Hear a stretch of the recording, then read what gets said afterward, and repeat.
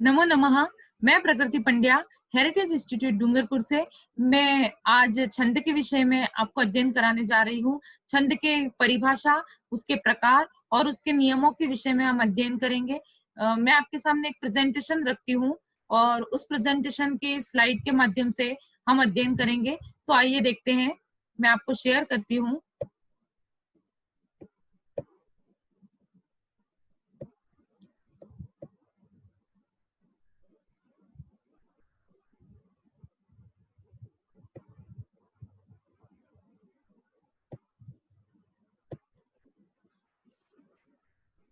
आपके सामने एक स्क्रीन शेयर की है मैंने, जिस पर मैं आपको अध्ययन कराऊंगी।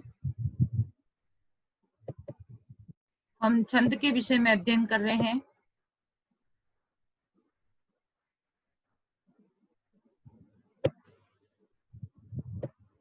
तो सबसे पहले ये जानना आवश्यक है कि छंद क्या है, कैसे यह साहित्य में आए, वगैरह वगैरह बातों को हम जानेंगे।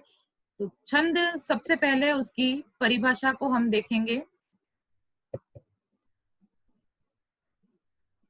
छंद की परिभाषा हम देखते हैं तो यास्क जो मुनि थे, उन्होंने छंद को छद धातु से निष्पत्ति होना बताया है। छद धातु जो है उसका अर्थ होता है आवरण या आच्छादित होना या ढका हुआ होना, आवृत होना। तो छद धातु का अर्थ लेते हुए हम यदि देखते हैं तो काव्य को अथवा तो रचना को छंदोबद्ध करना, अर्थात उसको आवृत कर देना, उसे ढक देना, यही छंद कहलाता है। यह परिभाषा जो है वह यास्क के अनुसार थी। उसके आगे मैं आपको बताती हूँ कि छंद शब्द जो है वह वेदांगों में भी आया है। वेदांग में कैसे है, तो जैसे कि वेद पुरुष जो है उसके अंगों की परिभाषा दे दी गई है, 6 वेदांगी, और उन 6 वेदांगों को एक वेद पुरुष का वेद पुरुष के अंगों के नाम पर उसे स्मृत कर दिया गया है। तो कैसे किया है, जैसे मुख है तो उसे व्याकरण बता दिया गया है, मुखम व्याकरणम स्मृतम ज्योतिषाम नयनम। तो उसी तरह से छंद को कहा है छंदः पादौ तु वेदस्य, उस वेद पुरुष के अथवा तो कहा जाए तो वेदों के चरण होते हैं छंद। तो चरणों के बिना तो चलना मुश्किल हो जाता है, नामुमकिन हो जाता है। तो इसलिए छंद के बिना काव्य भी अधूरा लगता है। इसी कारण से छंद को वेदों में और छंद को साहित्य में भी स्थान दिया है। तो छंद पादौ तु वेदस्य, छंद जो है वो वेद के चरण कहे गए हैं। और छंद क्या होता है, किस तरह से होता है, तो उसकी परिभाषा मैं आपके सामने रखती हूँ। यद अक्षर परिमाणम तत् छंद, अक्षर, मात्रा और विराम का विशेष नियम हो वह छंद कहलाता है। जहां पर अक्षर का नियम हो, अक्षर तो बहुत सारे रख दिए जाते हैं, अ ई क म ल, इस तरह से अक्षर रख दिए गए, लेकिन उनका क्या औचित्य रहा, कुछ भी नहीं। तो इसलिए हमें अक्षरों का औचित्य रखना है, उसका नियमबद्ध उन्हें रखना है। अक्षर के साथ में उसकी मात्राओं को भी नियमबद्ध रखना है, तथा कहाँ पर विराम होना चाहिए और कहाँ पर अल्प विराम होना चाहिए, इस विशेष नियम को भी हमें ध्यान में रखते हुए जो हम काव्य लिखते हैं अथवा तो जो हम पंक्तियां लिखते हैं वह छंदबद्ध हो जाती है और वही छंद कहलाता है। दूसरे शब्दों में और इसकी सरलतम परिभाषा मैं आपके सामने रखती हूँ। वर्ण की संख्या अथवा मात्रा की गणना क्रम, यति और गति आदि विशिष्ट नियमों से नियोजित जो पद योजना होती है वह छंद कहलाती है, और छंद को वृत्त भी कहते हैं। छंद का सबसे पहले जो प्रयोग किया गया है वह ऋग्वेद में किया गया, और इसके प्रणेता पिंगल मुनि को माना जाता है। छंदों के प्रणेता पिंगल मुनि है, और पिंगल मुनि के होने के कारण ही छंद का दूसरा नाम, या कहा जाए तो उसका पर्यायवाची नाम पिंगल शास्त्र भी कहा जाता है। छंद शास्त्र और पिंगल शास्त्र दोनों एक ही हैं। जब हमने छंद क्या है और किस तरह से है वह सारी परिभाषा और उस नियमों को हमने बिल्कुल सरलतम रूप से समझ लिया है, तो आगे मैं आपके सामने रखती हूँ कि छंद में किन किन शब्दों का, नियमों का ध्यान रखना चाहिए। तो उन नियमों को मैं आपके सामने रखती हूँ। सबसे पहले आते हैं, छंद लिखने से पहले या छंद को समझने से पहले आता है चरण। चरण या पाद। छंद के चरण या पाद तो क्या है, तो छंदबद्ध प्रत्येक पंक्ति को चरण या पाद कहा जाता है। प्रत्येक छंद में 4 चरण होते हैं, किसी किसी छंद में 6 चरण भी हो सकते हैं। अर्थात कि छंद जो है उसकी 4 पंक्तियां होती हैं या 6 पंक्तियों से निबद्ध हो सकता है, और प्रत्येक जो उसकी पंक्ति होती है उसे हम चरण कहते हैं या उसे पाद कहा जाता है। तत्पश्चात आता है नियम नंबर 2, जो कि मात्रा। किसी वर्ण या ध्वनि के उच्चारण काल जो होता है, जब हम किसी वर्ण को बोलते हैं, उसका अभ्यास करते हैं, तो उसके बीच में जो समय लगता है, उस समय को, उस काल को हम मात्रा कहते हैं। और ये मात्रा 2 प्रकार की हो जाती है। जैसे मात्रा क वर्ण है तो उसके साथ में आ की मात्रा लगी तो का बोलने में जो समय लगा उसे हमने वर्ण कहा, मात्रा कहा, क्षम्यताम। तो मात्रा 2 प्रकार की हुई। किस तरह से हुई, तो क में ऋस्व थी और का होते ही दीर्घ हो गई, तो लघु और दीर्घ 2 मात्राएं हो जाती हैं। लघु को हम ऋस्व कहते हैं और दीर्घ को हम गुरु मात्रा कहते हैं। तो ऋस्व मात्रा जो होती है वह मैंने आपको दर्शाई है, आपके सामने एक खड़ी लाइन की है मैंने आप देख सकते हैं ऋस्व शब्द के पश्चात कोष्ठक बनाया हुआ है, उस कोष्ठक में एक खड़ी लाइन की है, मतलब उसका अर्थ होता है एक वर्ण, एक मात्रा। और गुरु जो कि दीर्घ, और दीर्घ के बाद में एस का निशान किया है, और इस एस का निशान या चिन्ह का अर्थ होता है 2 मात्राएं। तो ऋस्व अर्थात 1 मात्रा और दीर्घ अर्थात 2 मात्राएं होती हैं। उसके बाद हम देखते हैं वर्ण। वर्ण जो है वह स्वर वर्ण और व्यंजन वर्णों के हमने नाम सुने हैं, लेकिन स्वर और व्यंजन में भी आ जाते हैं लघु और दीर्घ वर्ण। जिनकी ध्वनि लघु होती है और दीर्घ होती है वह वर्ण कहलाती है। लघु या दीर्घ स्वर से युक्त, मैंने सरल परिभाषा आपके सामने रखी है, लघु या दीर्घ स्वर से युक्त ध्वनि को वर्ण कहते हैं। जैसे अ, तो यह वर्ण लघु है, और ना दीर्घ वर्ण है। मैंने यहाँ पर क वर्ण लिखा है, वह भी लघु है, और इसे यदि मैं आ वर्ण जोड़ देती हूँ तो वह दीर्घ वर्ण हो जाता है। यति, यति किसे कहते हैं, जहां निरंतर प्रवाह के साथ हम पढ़ रहे होते हैं और बीच में क्षणिक विराम लेते हैं तो उसे हम यति कहते हैं। जब किसी छंदोमयी रचना को पढ़ते हुए क्षणिक विराम लिया जाता है वही यति कहलाती है। जैसे कि मैं आपको पढ़ के बता दूं, एक श्लोक है, उसकी पंक्ति पढ़ के बताती हूँ मैं, देखना आप कहाँ पर यति आती है। लता कुंजम गुंजन मदवदलि पुंजम चपलयन, तो यहाँ पर लता कुंजम गुंजन, तो यहाँ यति आ जाती है। पश्चात में क्षणिक विराम लिया है मैंने, तो वह क्षणिक विराम जो है वह यति का चिन्ह कहलाता है। और उसके बाद में जैसे ही वह पंक्ति पूरी होती है कि वहां पर पूर्ण विराम आता है। यति के बाद में आती है गति। गति यानी एक प्रवाह में पढ़ना। जैसे मैंने अभी एक प्रवाह में पढ़ा था, लता कुंजम गुंजन मदवदलि पुंजम चपलयन, तो एक प्रवाह के साथ पढ़ रही हूं मैं इसे, वह गति कहलाती है। उसकी एक प्रवाह में पढ़ना, रुकना नहीं, क्षणिक रुकना, जहां पर यति है वही रुकना, यति से पहले नहीं रुकना और यति के बाद विराम से पहले नहीं रुकना, और एक प्रवाह के साथ में पढ़ते रहना, वह गति होती है। और छंद की गति बाधित नहीं होनी चाहिए, यदि बाधित होती है तो वहां पर लय टूट जाता है। और इसके लिए मैं आपको बताती हूँ अब आगे कि लय क्या होता है। गेयता के साथ पढ़ना लय छंद की सुंदरता को बढ़ाता है। गेयता के साथ पढ़ना यानी जैसे मैंने अभी आपके सामने पढ़ा था, तो वह गेयता गा करके मैंने उसे पढ़ा है, और उसमें एक लयबद्ध पढ़ना उसे, वह उसकी सुंदरता बढ़ाता है। जैसे किसी श्लोक को सीधे साधारण त्वमेव माता च पिता त्वमेव मैंने पढ़ दिया और उसकी इतनी सुंदरता नहीं है, लेकिन मैंने उसे लय के साथ पढ़ा, त्वमेव माता च पिता त्वमेव, तो इसमें सुंदरता आ गई, उस छंद की सुंदरता आ जाती है, वह लयबद्ध हो गया तो उसकी और उसमें निखार आ जाता है, तो वही लय कहलाता है। तत्पश्चात आता है तुक। तुक किसे कहते हैं, तो जो पद बनाया है हमने, पूरा पद जो एक चरण बना है, उस चरण के अंत में जो पद आता है वह सभी का समान होना चाहिए। 4 चरण है तो चारों ही चरणों का समान होना चाहिए। वैसे हिंदी में प्रथम, द्वितीय और चतुर्थ चरण समान होते हैं तुकांत में, और संस्कृत में चारों चरणों की मात्राएं समान आनी चाहिए। ये एक तुकावली है, तुकांत होता है, पद के अंत में जो तुक आता है वह समान होना चाहिए, उनके स्वर और उनका जैसे संज्ञा शब्द है तो वह भी समान होना चाहिए, विशेषण है तो वह भी समानता युक्त होना चाहिए, वह तुक कहलाता है। जैसे मैं आपको 3 शब्द आपके सामने रखती हूँ, बनाया, सजाया और रचाया। तो ये शब्द जो है वो अंत में आ रहे हैं, आया आया आया आ रहा है, तो वह तुक हो गया। तो पद के अंत में ये जब तुक मिल जाते हैं तो वह रचना श्रेष्ठ हो जाती है। तत्पश्चात ये जो नियम हमने पढ़े थे अब तक के, मात्रा से लेकर के तुक तक के नियम पढ़े, और ये सभी नियम जो है वो मात्रिक छंद में भी और वर्णिक छंद में दोनों में ही काम आते हैं। आगे मैं आपको पढ़ाने जा रही हूँ गण।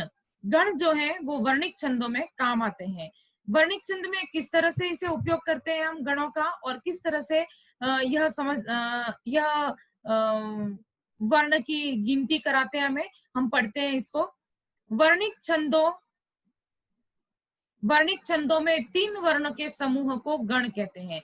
वर्णिक छंद जो होते हैं उसमें हमें वर्ण गिनने होते हैं। जैसे मैंने आपको बताया था ऋस्व और दीर्घ लघु गुरु वर्ण बताए थे, तो उस लघु गुरु के क्रम से हम उसमें मात्राएं लगाते हैं। कहीं लघु गुरु आता है, कहीं गुरु गुरु लघु आता है, तो इस तरह से हम उस मात्रा को लगाते हैं, उस गण को लगाते हैं, और उन तीनों को 3 मात्राओं का समूह लेते हैं, और उस 3 मात्रा के समूह को हम गण कहते हैं, जो कि लघु गुरु के क्रम में निहित होते हैं। इसके लिए एक सूत्र दिया गया है, यमाता राजभान सलगम। यमाता राजभान सलगम जो सूत्र है, मैं उसी पर मात्राएं लगा करके आपको समझाने का प्रयास करती हूँ। जैसे कि य है तो वह ऋस्व है, मा है तो दीर्घ है, ता है तो दीर्घ है, तो ऋस्व पर ऋस्व मात्रा, दीर्घ पर दीर्घ मात्रा। आगे मैं आपको और समझाऊंगी कि ऋस्व पर ऋस्व और दीर्घ पर दीर्घ मात्रा कहाँ लगती है, कौन सा वर्ण ऋस्व है और कौन सा दीर्घ है, हम आगे और समझेंगे। पहले एक बार मैं आपको गण क्या है उसके विषय में समझा देती हूँ। गण हमने समझ तो लिए ही है, लेकिन आगे मैं आपको बताती हूँ कि इस सूत्र के द्वारा मैंने किस तरह से इस पर मात्राएं लगाई है। तो हम गण एवं मात्रा नियम पढ़ते हैं। मैंने सूत्र पर मात्राएं लगाने के लिए 3 शब्द वर्णों का चयन किया है। जैसे यमाता राजभान सलगम है, तो उसमें से सबसे पहले 3 वर्ण लिए हैं यमाता। यमाता हम चाहे तो दूसरे शब्दों को भी लेकर के इसके उदाहरण स्वरूप समझ सकते हैं, किंतु मैंने यहाँ पर इसलिए सूत्र पर ही मात्रा लगा करके समझाने का प्रयास किया है, ताकि हमें गण कौन कौन से है वह भी याद रह जाए। जैसे यमाता से मैंने प्रथम 3 वर्ण लिए, तो यमाता में य ऋस्व है। अवर्ण हम वर्ण के विषय में जब पढ़ते हैं, विशेष टिप्पणी करते हैं, तो तब देखा जाता है कि वर्ण में अ ई उ जो होते हैं वो ऋस्व होते हैं, आ ई उ री ये दीर्घ वर्ण होते हैं। तो जहां पर ऋस्व वर्ण है वहां पर ऋस्व मात्रा, और दीर्घ वर्ण है वहां पर दीर्घ मात्रा लगानी है, साधारण सा नियम है। और यमाता में य ऋस्व है, मा और ता दोनों दीर्घ मात्राएं हैं, आ और आ का उच्चारण हो रहा है इसलिए दीर्घ है। तो यहाँ पर ऋस्व दीर्घ और दीर्घ लघु गुरु गुरु मात्राएं लगती है, और य माता य से प्रारंभ हो रहा है, इस कारण से इसे हम यगण कहेंगे। तो अब हमें ये समझ में आ जाना चाहिए कि य माता का अर्थ क्या हो गया, यगण। और यगण में कितनी मात्राएं होती हैं, कौन कौन सी होती है, तो लघु गुरु गुरु, लघु गुरु गुरु के क्रम से यगण होता है। उसके बाद आता है य को छोड़ दीजिए, फिर 3 वर्णों को लेना है। पहला वर्ण जो लिया य माता लिया, तो य को अब छोड़ देंगे और म से शुरू करेंगे, फिर म को छोड़ करके त से शुरू करेंगे, इस तरह से। तो य माता में लघु गुरु गुरु, अब य को छोड़ दीजिए और माँ को ले लीजिए, माँ के बाद से 3 वर्ण गिन लीजिए, मा तारा। तो माँ दीर्घ है, ता भी दीर्घ है और रा भी दीर्घ है, इस कारण से माँ पर गुरु, ता पर गुरु और रा पर भी गुरु हो जाती है। तो मा तारा म से प्रारंभ हुआ है, इस कारण से यहाँ पर मगण होता है, और मगण में तीनों ही गुरु वर्ण होते हैं। तत्पश्चात आता है ताराज, माँ को छोड़ दीजिए और ता को ले लीजिए, तो ताराज। अब यहाँ पर ताराज में ता दीर्घ है, गुरु वर्ण होगा, रा गुरु होगा और ज लघु होगा, तो गुरु गुरु लघु मात्रा हो जाती है ताराज में, और ताराज में त से प्रारंभ हुआ, इस कारण से यहाँ पर गण होगा तगण। य गण, म गण और त गण, तीन गणों को हमने पढ़ लिया है। राजभा, राजभा में रगण आता है और रगण में होगा रा, गुरु है इस कारण से गुरु मात्रा, ज रिस्व है तो रिस्व मात्रा लगेगी, और भा भी गुरु है तो गुरु मात्रा होगी, तो गुरु लघु और गुरु मात्रा हो जाती है, और इस तरह से यह रगण गण बनता है। उसके बाद में हम पढ़ते हैं ज गण को पढ़ते हैं। ज गण में ज भा न, रा को छोड़ दिया और ज से हमने गिनना शुरू किया, तो ज भा न तीन वर्ण हुए, ज रिस्व होगा, बा दीर्घ होगा और न रिस्व होगा। तो इस क्रम से जभान में क्रम से जगण में लघु गुरु और लघु वर्ण आते हैं। तत्पश्चात भगण पढ़ते हैं हम। भगण का नियम है भा न स, भा दीर्घ है इस कारण से गुरु, न और स लघु है इस कारण से दोनों ही लघु लघु मात्रा लगती है, तो भगण में गुरु और लघु लघु वर्ण गिने जाते हैं।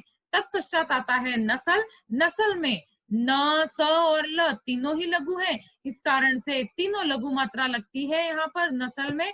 तत्पश्चात यह नगण जो है वह तीनों लघु मात्राओं से युक्त हो जाता है। सलगम आता है। सलगम में स लघु, ल लघु और ग के पश्चात म हलंत्य है, इस कारण से ग को हमने दीर्घ वर्ण कर दिया, और यहाँ पर सलगम में लघु लघु गुरु वर्ण हो जाता है। और उसके बाद में ल, लग, म तो हलंत है, दो वर्ण रह गए। लगम, लगम में ल को लघु कर दिया है, और उसके बाद में आता है गम यानी गुरु, तो यहाँ पर गुरु वर्ण हो जाता है, ग को गुरु हो जाएगा।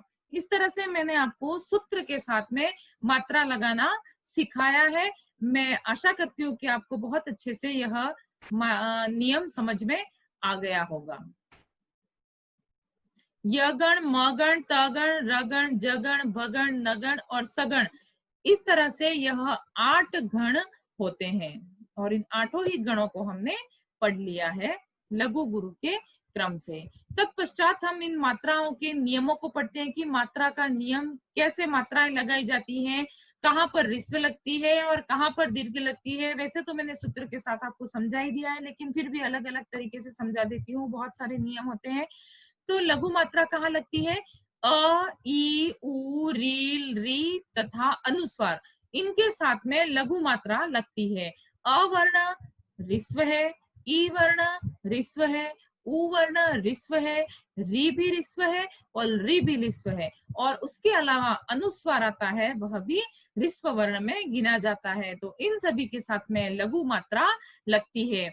एक बात साथ में बता देती हूँ मैं कि अनुस्वार जो है उसका वो लघु मात्रा में गिना जाता है, लेकिन अनुस्वार जो है वो किसके साथ में लगेगी उसकी मात्रा?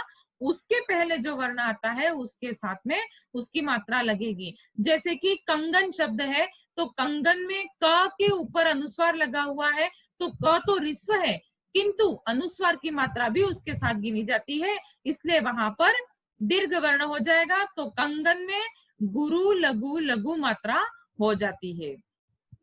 और अ, ई, उ, रील, री जो रिस्व स्वर हैं, तो उन्हें हम वर्ण के नियम जब पढ़ते हैं तब पढ़ते ही है, उसमें आता ही है कि कौन से रिस्व है और कौन से दीर्घ वर्ण है। तो ये 5 जो है वो रिस्व वर्ण में आते हैं। उसके बाद नियम नंबर 2 में आता है गुरु मात्रा। गुरु मात्रा कहाँ लगती है?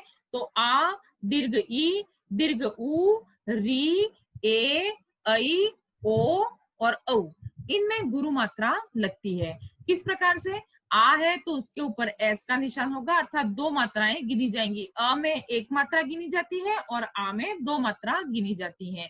उसी तरह से ई, उ और री, री में रिस्व भी आती है और दीर्घ भी आती है। दोनों री मैंने लिखे हैं आपके सामने, दोनों में अंतर है, आप देखिएगा। तो री में जब रिस्व री है तो लघु, और जब दीर्घ री है तो 2 मात्राएं लगेंगी। ए, ऐ और ओ, औ में भी दीर्घ मात्रा लगती है, 2 की मात्रा लगती है। तत्पश्चात मैं आपको बताती हूँ कि और कहाँ पर कौन सी मात्रा लगती है। जैसे कि मैंने पहले ही बताया था, सलगम में म हलंत था तो उसको हमने ग के साथ जोड़ दिया था, उसी तरह से मैं उसका नियम भी बता देती हूँ कि हलंत्य वर्ण की मात्रा पूर्व वर्ण की मात्रा के साथ लगेगी। किस तरह से लगेगी?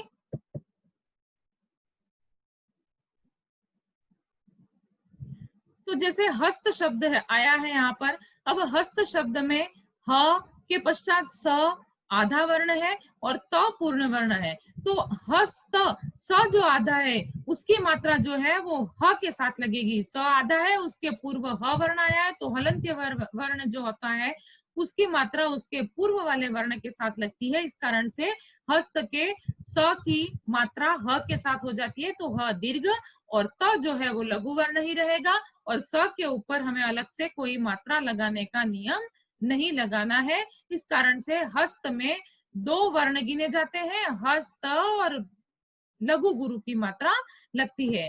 तत्पश्चात विसर्ग युक्त वर्ण की मात्रा को हम देखते हैं। जैसे नि शब्द आया है, तो नि शब्द में नी रिस्व वर्ण है, रिस्व ही है, इस कारण से यहाँ पर रिस्व मात्रा लगनी चाहिए थी, लघु मात्रा होनी चाहिए थी, किंतु नी के पश्चात विसर्ग आया है और उस विसर्ग को भी हम नी के साथ गिनते हैं। इस कारण से रिस्व रिस्व मिलकर के दीर्घ हो जाती है और लघु लघु गुरु मात्रा यहाँ पर हमने लगा दी, तो नी के ऊपर गुरु मात्रा लगेगी। शब्द बचता है, उसमें भी श के बाद में ब जो आधा वर्ण है, तो उसको भी हम अर्ध व्यंजन को भी हम श के साथ में जोड़ देते हैं, तो वह भी दीर्घ हो जाएगी। और द जो है वह अकारांत है, इस कारण से यहाँ पर लघु मात्रा ही लगती है। तो नि शब्द में दीर्घ दीर्घ और लघु गुरु गुरु और लघु मात्रा के क्रम से मात्रा लगती है इसमें। और यह विसर्ग युक्त जो वर्ण होता है, मैंने इसका नियम लिखा है कि उसके पूर्व वर्ण के साथ ही यह मात्रा भी लग जाती है। तत्पश्चात आता है संयुक्त व्यंजन।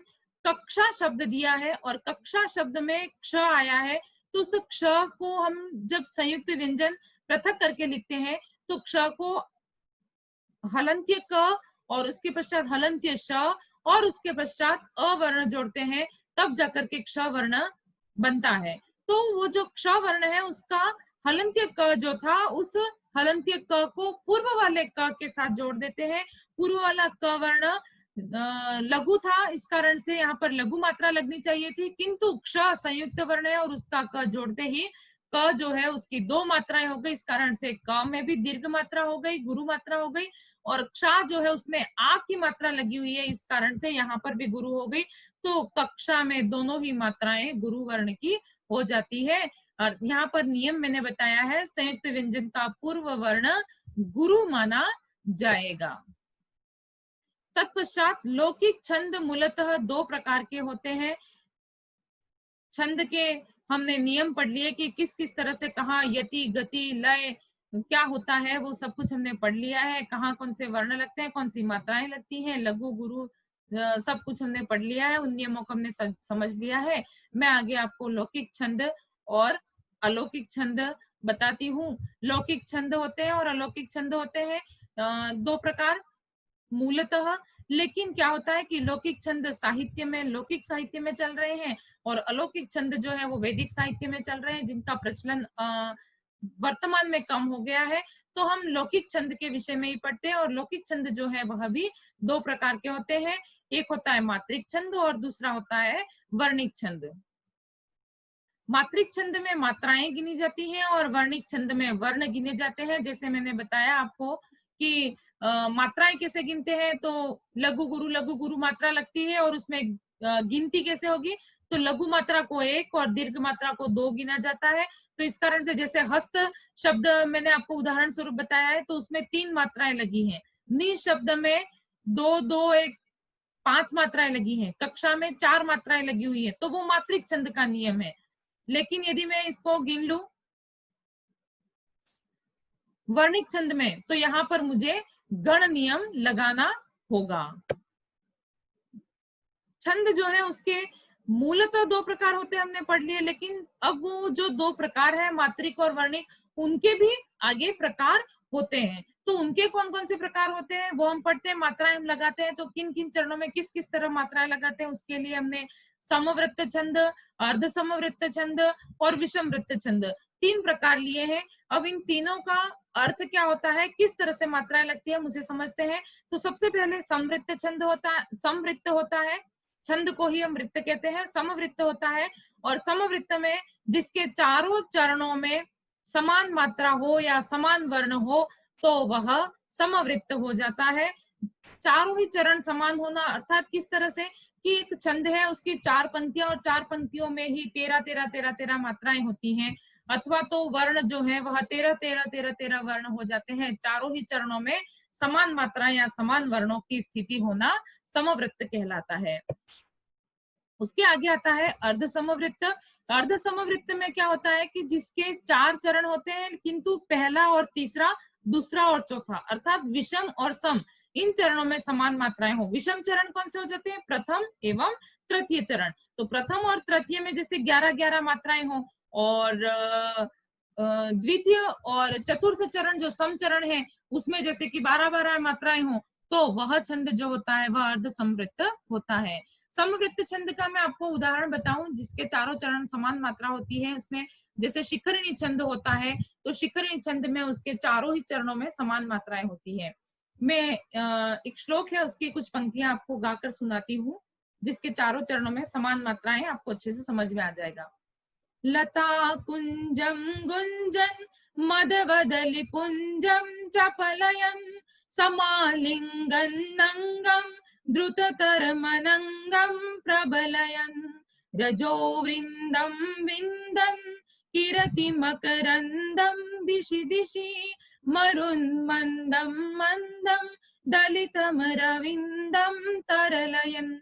आपको यहाँ पर एक चीज और समझ में आई होगी कि पद के अंत में चपलयन, प्रबलयन, तरलयन ये तुकांत मिल रहे हैं, तो ये तुक होते हैं। और इन चारों ही चरणों में 17 वर्ण होकर के यहाँ पर शिखरिणी छंद होता है। तो समवृत्त का उदाहरण क्या है, जैसे एक उदाहरण, एक ही श्लोक बताया है मैंने, यहाँ पर एक ही छंद बताया है, उदाहरण स्वरूप शिखरिणी छंद।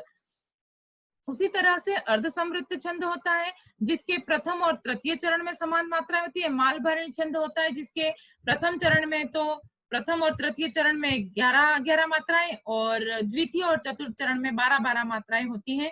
तो इस तरह से विषम और सम चरणों में समान मात्राएं होने के कारण यह अर्ध समवृत्त हो जाता है। तीसरा आता है विषम वृत्त। विषम वृत्त में जिसके सभी चरणों में विषमता होती है, 4 चरण है या 6 चरण है, जितने भी हो उन सभी में ही विषम मात्राएं होती हैं। पहले चरण में 11 है तो दूसरे में, द्वितीय में 13 मात्राएं हो सकती हैं, तृतीय चरण में 15 मात्राएं हो सकती हैं, तो चौथे चरण में इसके 12 मात्राएं भी हो सकती है। इस प्रकार से चारों ही चरणों में विषमता पाई जाती है, वह विषम वृत्त होता है।